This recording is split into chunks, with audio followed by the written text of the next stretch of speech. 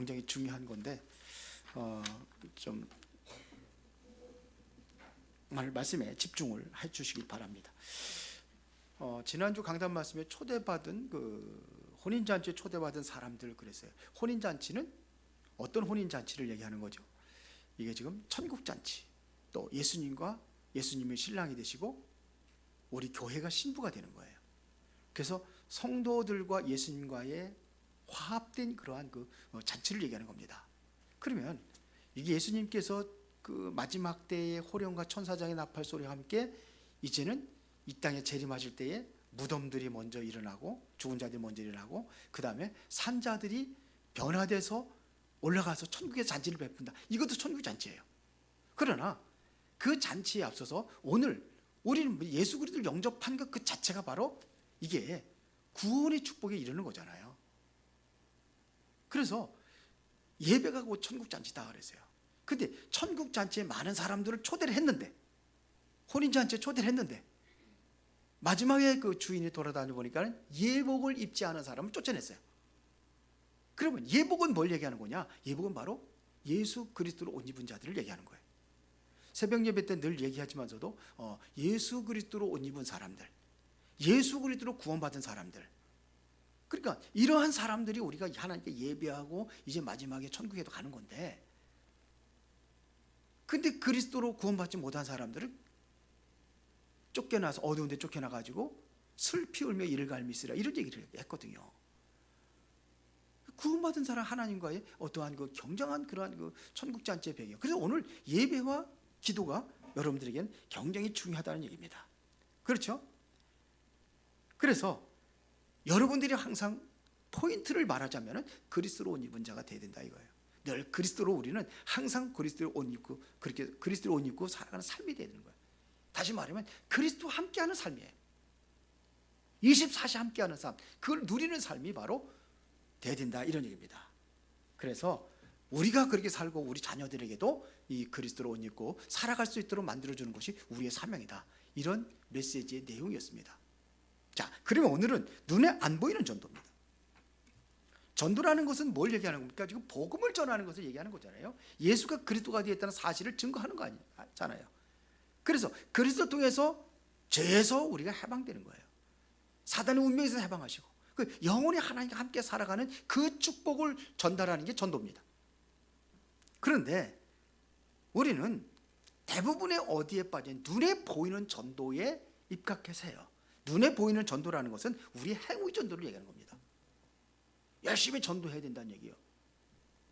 돈 잘 버는 사람들은요, 일 안 하고도 돈 벌어요.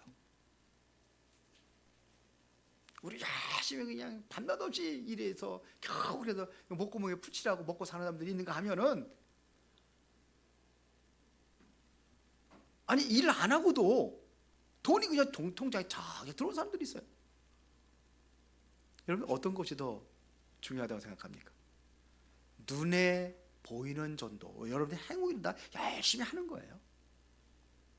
옛날에는 노방전도 많이 했잖아요. 그것도 뭐냐면 여기다가 그냥 교회 이름 딱 붙여가지고서는 그러고서는 전도하러 다니고 막 그러잖아요.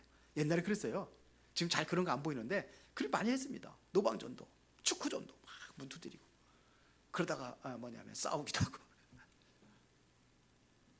그러잖아요. 이런 전도를 많이 했어요. 그러나 이것보다 더 중요한 건 눈에 보이지 않는 전도가 더 중요하다 이거예요. 보이지 않는 전도, 눈에 보이지 않는 전도. 이것은 뭘 얘기하는 겁니까? 조용히 시스템들이 깔려 있는 거예요. 313년에 로마가 그렇게 기독교를 박해하다가 로마가 기독교를 국교화했을 적에는 이게 갑자기 왕이 돼가지고서는 황제가 됐으니까 그냥 국교를 만들자 이래 되는 게 아니잖아요. 오늘 우리 대한민국의 기독교를 국교로 만들자 그러면 중들이 난리칠 거 아니에요. 천주교도 난리치고 모든 종교에 다 일어날 겁니다. 그런데 그게 가능했던 얘기는 뭐냐면 보이지 않는 전도로 완전히 밑바닥이 전부 다 완전히 복음화 되어가고 있었다는 거예요. 그러니까 쉽게 되는 겁니다. 이 전도를 얘기하는 거예요. 이게 진짜 전도입니다. 낚시질 해가지고 고기 잡는 것이 아니라 완전히 뭐냐, 고기들도 모를 정도로 엄청난 그물을 꽉 차가지고도 그래서 끌어온다잖아요. 이런 전도를 보이지 않는 거예요.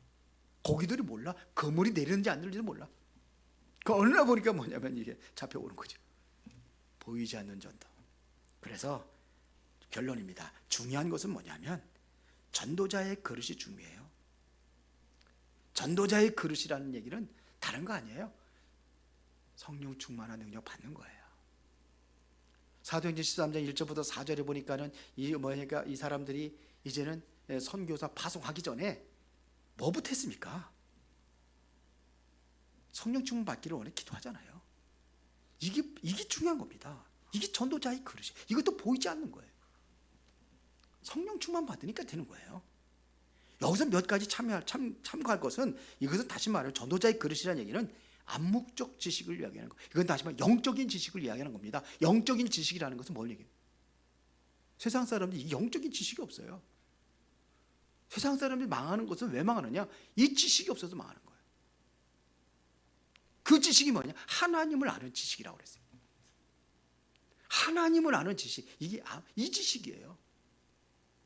그러니까 하나님을 모르니까 보이는 거 따라가고 육신적인 삶에 완전히 내가 전부처럼 그렇게 생각하고 그렇게 따라가는 거 아닙니까? 이거를 몰라요. 영적인 지식이 필요하단 말입니다. 그래서 보이지 않는 중요한 캐릭터가 있어야 돼요. 이게 개성과 나의 이미지를 얘기하는 거예요. 전도자의 이미지가 중요합니다. 전도자의 캐릭터가 중요해요. 맨날 그 만나면 이상한 소리를 하고 이게 전도자가 되겠습니까? 전도가 되겠습니까? 그래도 저 사람은 그래도 뭔가 좀 말하고 싶고, 그 사람을 보면은 뭔가 좀 속 얘기 좀 하고 싶고, 뭔가 좀 상담도 하고 싶고, 이렇게 돼야 될 거 아닙니까? 이게 보이지 않는 캐릭터예요. 나만의 캐릭터를 갖춰라 이거. 이게 바로 모든 전도자의 성공과 전도자의 실패를 좌우할 수 있는 게 이거 보이지 않는 겁니다. 영적인 지식이 있어야 되고, 보이지 않는 어떤 나만의 개성의 이미지를 가지고, 두 번째. 그리고 중요한 것은 사도행전 2장 1절부터 40절 이렇게 된 다음에 뭐가 돼? 성령 충만입니다. 여기에 5가지 5가지 시간표, 5가지 능력 그랬는데, 저는 5가지 능력을 한번, 이 성령 충만, 이게 5가지 능력은 뭡니까? 사도행전 2장 1절부터 40절에 가장 먼저 뭐가 있어요? 바람 같은 불 같은 능력이 임했다는 거예요. 바람 같은 불 같은 능력, 이것은 아무도 막을 수 없는 그 능력을 가지고 있었다 이거예요. 이 능력을 얘기하는 겁니다. 자, 이 능력을 가지고 있었더니 15나라의 문이 열렸어요. 이게 능력이에요. 이 능력이 임하니까 15나라의 선교의 문이 열려버렸어요. 그것도 산업인을 통해 가지고 그 문이 열리신 거예요. 이게 우리가 사람들이 이게 한 거 아니잖아요. 그 사람들은 모은 게 아닙니다. 그 사람들이 왔어요. 찾아왔어요. 내가 어떠한 능력이냐면 영적인 지식이 있고 보이지 않는 어떤 개성과 이미지를 가지고 있을 때에 이러한 사람이 하나님께 성령 충만을 주셔서 그 일을 하게 하신다 이거예요. 능력을 주신다 이거예요. 15나라 문이 열리는 겁니다. 그뿐만 아니잖아요. 사도행전 2장 14절 21절에 보니까 뭐예요? 말씀이 성취되는 역사가 일어났어요. 이게 능력입니다. 말씀의 능력입니다. 말씀의 능력이 그들에게 임한 거예요. 이게 능력이에요. 그 다음에 네 번째는 뭐냐면 3천 제자들이 났어요. 이게 능력 아닙니까? 3천 제자들. 그냥 뭐 나이롱 신자들이 아니에요. 이게 확실한 그 핍박 속에서도 예수 믿겠다고 달려온 사람들이 바로 3천 명이나 됐어요. 예수 믿는 사람을 다 잡아가는데도 그 사람들 모였대. 3천 명이 모였어요. 이게 능력입니다. 제자의 능력. 그러니까 보세요. 현장의 역사가 일어나는 겁니다. 사도행전 2장 43절, 46절, 47절에 날마다 역사가 일어나는 거예요. 집에 있든지 성전에 있든지 이게 능력입니다. 5가지 능력. 우리가 갖춰야 될 그릇이에요. 영적인 지식이 있어야 되고, 나의 개성과 이미지를, 올바른 이미지를 가지고 있어야 되고, 그러면서 뭐냐면 이 능력, 하나님 주신 그 성령 충만, 이 능력을 갖추는 것이 전도자의 첫 번째 그릇이에요. 자, 그러면은 눈에 안 보이는 전도의 두 번째는 뭐냐? 교회의 분위기입니다. 교회의 분위기예요. 분위기가 전부 다예요. 사실은 전도하는 분위기가 되어지면은 계속 전도하게 돼 있어요. 전도 안 하는 분위기가 되면 전도 안 해요. 늘 뭐냐 교회에서 봉사하는 거 그게 분위기가 되면 그게 전부인 줄 알고 그렇게 해요. 현장보다도 전도 수십 배 역할을 낼 수 있는 것이 뭐냐? 그것이 바로 교회 분위기입니다. 그래서 우리가 그러면 어떤 분위기를 살려야 될 것이냐? 세 가지 교회마다 있는 시스템이 있어요. 그거를 살리는 겁니다. 이것을 개인화하는 겁니다. 그래서 이것을 기도하고 정말로 이것이 정말로 올바로 일어나야 돼요. 그게 뭐냐? 우리 교회 다락방 하라고 하면 다락방 할 사람 별로 없어요. 아무리 훈련 열심히 다녀와도 다락방 안 하는 건지 못 하는 건지 사라져 버렸어요. 그러면 우리 교회에 맞는 갖춰져 된 시스템이 있습니다. 그게 뭐냐? 세 가지입니다. 구역, 주일학교, 그리고 기관. 이게 시스템이에요. 구역이라는 것은요, 이게 감리교에서 전도를 위해서 시작된 것이 구역입니다. 구역 예배 그래가지고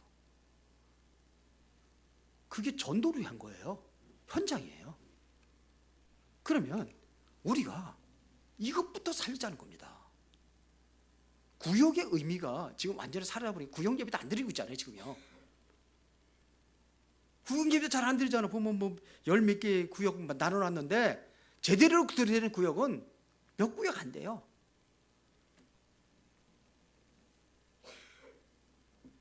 구역이 활성화돼야 되는 거예요. 그래서 우리 교회에 맞는 전도 시스템을 만든다는 것은 구역을 활성화하는 겁니다. 구역이 살아야 돼요. 이게 교회 시스템 분위기에 살아요. 근데 교회에 내가 못 살린 거예요. 이거 성도들을 잘못했다고 하는 게 아니라 제가 동기부여를 못 해준 것이 나의 잘못이에요. 2024년도, 2025년도에는 정말로 이 구역을 활성화할 수 있도록. 그래서 구역을 이렇게 많이 모으려고 하지 말고 두 사람도 좋고 아니면 가족도 좋아요. 이게 시스템에 대해서 정말 전도할 수 있는 분위기를 만드는 거예요. 그리고 또 하나는 주일학교입니다. 두 번째, 이거를 살려야 돼요. 주일학교 그러면은 우리가 어린이만 하는 얘기하는 게 아니에요. 교회 학교 그러는 게 맞죠. 학생부도 마찬가지입니다. 그러면 먼저 영적인 힘을 얻게 만들어주는 게 중요해요. 그래서 좀 고민이에요. 지금 학생들 주일학교 어떻게 할 것이냐. 이거를 제를 세우도록 해야 돼요. 눈이 많이 와가지고 차들이 못 움직여가지고 조금 덜 왔는데, 그런데 이게 굉장히 중요한 겁니다. 그래서 학생들이 지금 뭐가 안 되고 있냐, 이것부터 보는 거예요. 지금 여러 가지 지금 방법을 찾고 있어요. 어떻게 하면 되겠느냐. 청소년들은요, 분위기에 굉장히 민감합니다. 아이들은 더. 그래서 보세요. 학교에서 무슨 옷 입고 다니는 게 유행이다 그러면 전부 다 그거 사 입잖아요. 이것은 학생들 돈이 있고 없고 상관없어요. 돈이 없어도 그 사서 입고 다녀야지만이 학교 가는 거예요. 이게 분위기예요. 그래서 이 분위기를 살려야 돼요. 아이들에게 제일 중요한 것이 뭐냐? 학생들에게, 어린이들에게 제일 중요한 게 뭐냐? 찬양이에요. 제가 예배를 내년에 어떻게 할 것이냐? 입체적인 예배를 드리려고 해요. 입체적인 예배. 그냥 형식적인 것이 아니라 다 같이 묵도합시다. 그래 묵도하고 일어나서 묵도합시다. 일어나서 우리 찬양합시다. 그래가지고 축도합시다. 사도신경이 오고 사도신경 해야죠. 그래 여러 가지 시스템이 있는데 그대로 나가는.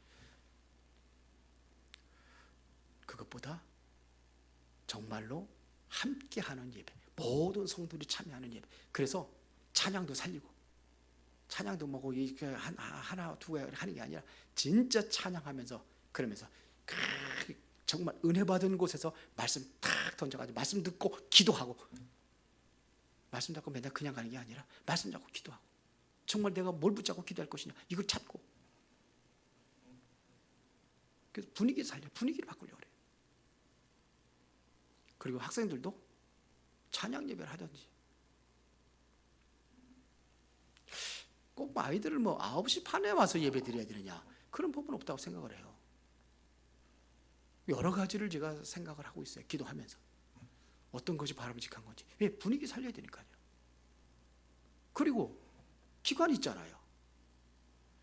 기관들이 이게 보세요. 여전도회, 남전도회, 뭘 위해서 이게 지금 만들어 놓은 겁니까? 이것은 오래전부터 그렇게 만들어 온 거예요. 그 시스템이. 그러면 이게 뭐 하는 시스템입니까? 노는 시스템입니까? 헌신하고 봉사도 해야 되겠지만, 헌신하고 봉사하라고, 맨날 주방에서 일하라고, 그 만들어 놓은 시스템이 아니에요. 무슨 시스템이라고요? 전도하는 시스템. 근데 이게 다 분위기가, 전도하는 분위기로 살려야 되는데 못 살린 거예요. 그래서 이거를 잘 활용하면은 교회 현장이 살아나야 외부도 살아나게 될 줄 믿습니다. 그렇죠? 그래서 이들에게 이러한 것들을 개인화 시켜버리는 겁니다. 개인이 일어설 수 있도록 만들어주는 겁니다.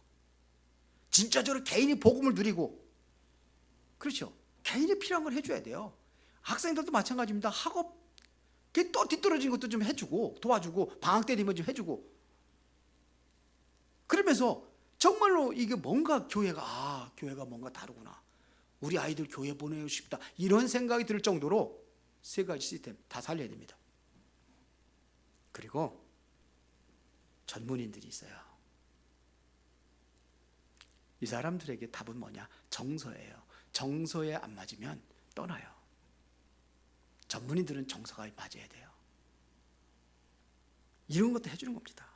사도행전 2장 9절부터 11절에 이 사람들이 어떤 사람입니까? 산업하는 사람들이잖아요. 이 사람들은 전문인들입니다. 그러면 뭐야? 그 사람의 전문인에 맞는 것들을, 이게 정서가 이런 맞는 정서를 해줘야 돼요.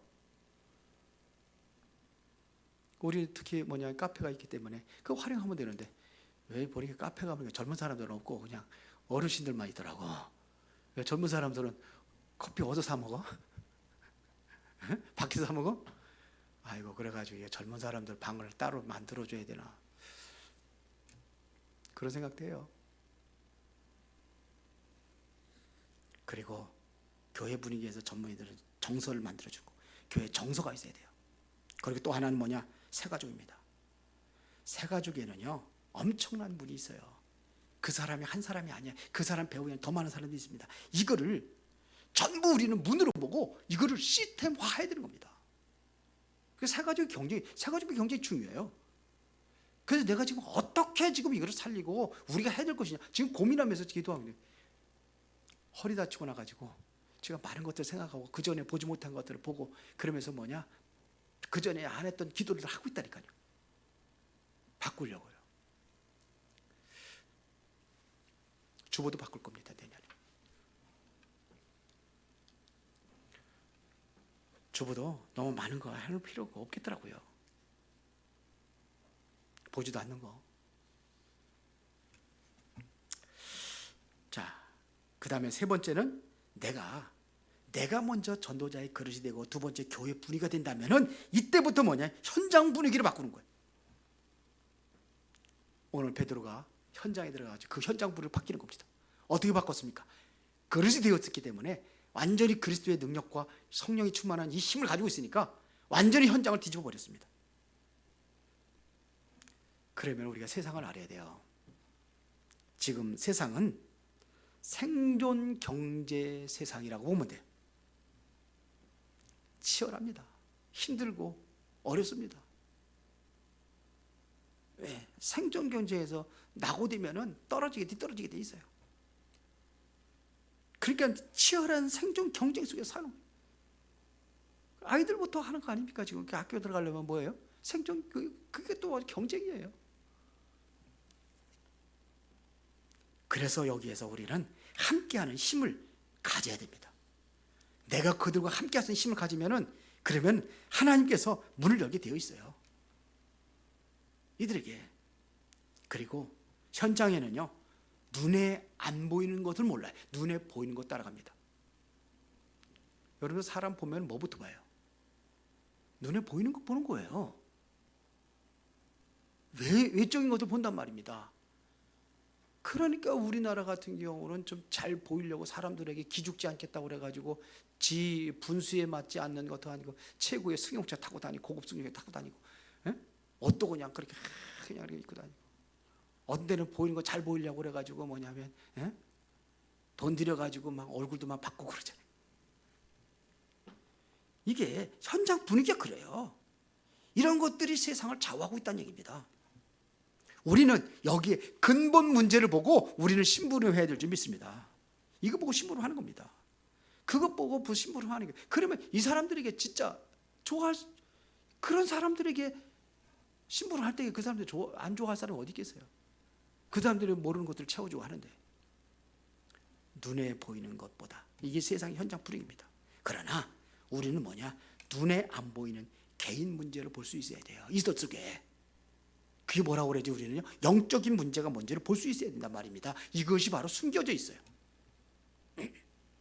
그래서 이런 것들을 우리가 지식인들에게 가서 열심히 설명하려고 하는 게 아닙니다. 그렇게 하지 말고 내가 기다리고 문제가 있으면 그 사람들에게 답을 주면 돼요.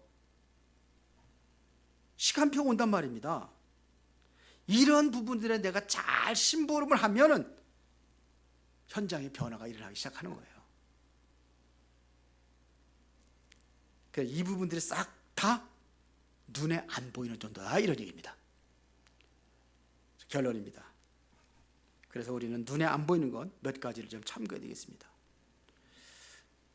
죽어도 안 되는 사람은 안 돼요.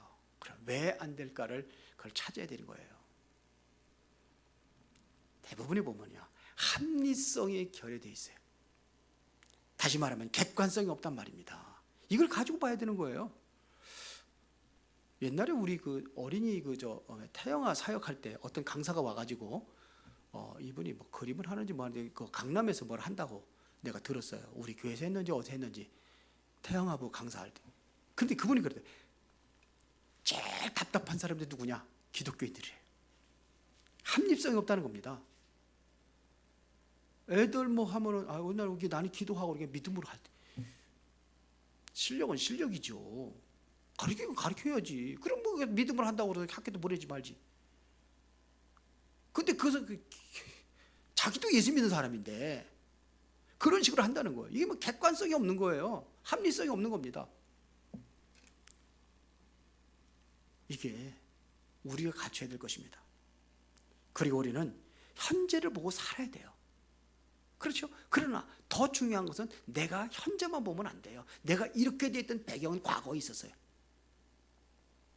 그리고 내가 현재 이렇게 살아가면 미래가 어떻게 될 것을 보이는 거예요. 그러니까 우리는 동시에 봐야 되는 거예요. 과거, 현재, 미래를 동시에 보고 우리는 가야 됩니다. 이게 보이는 겁니다. 그리고 뭐를 봐야 되냐? 영성을 가져야 됩니다. 이게 비밀입니다. 영성을 가져야 되는 겁니다. 사람들은 지금 세상 것을 많이 가지고 있다 할지라도 마음은 굉장히 허한 부분들이 많아요. 그래서 파스칼은 얘기했잖아요. 사람들은 누구든지 다 세상 것 어떤 것을 채울 수 없는 구멍이 뚫려 있다. 그 구멍이 공허다 그랬어요. 공허라는 구멍. 뭔가 허하단 말이에요. 이게 있어요. 그래서 우리는 세 가지 잘 활용하는 게, 두 번째 세 가지를 잘 활용하는 게 뭐냐? 세 가지 시스템. 교회 분위기입니다. 그리고 전문인 세 가지. 이게 제일 중요해요. 두 번째 게. 그러면 교회는 분명히 변화의 역사가 일어나게 될 줄로 믿습니다. 아멘. 오늘 대부분의 집에서 많이 그 영상으로 참여하는 사람도 있을 것 같아가지고 간단하게 메시지를 전했습니다. 기도하겠습니다. 살아계신 아버지 하나님께 진심으로 감사를 드립니다. 우리 교회에 새로운 변화가 일어나게 될 줄로 믿습니다. 이제 우리 교회에 하나님의 계획을 가지고 모든 성도들이 원내서가 되어서 눈에 보이지 않는 새로운 그런 아버지 하나님 전도의 분위기를 만들어갈 수 있도록 축복하시고 성령이 역사하여 주옵소서. 예수 그리스도 이름으로 기도드리옵나이다. 아멘.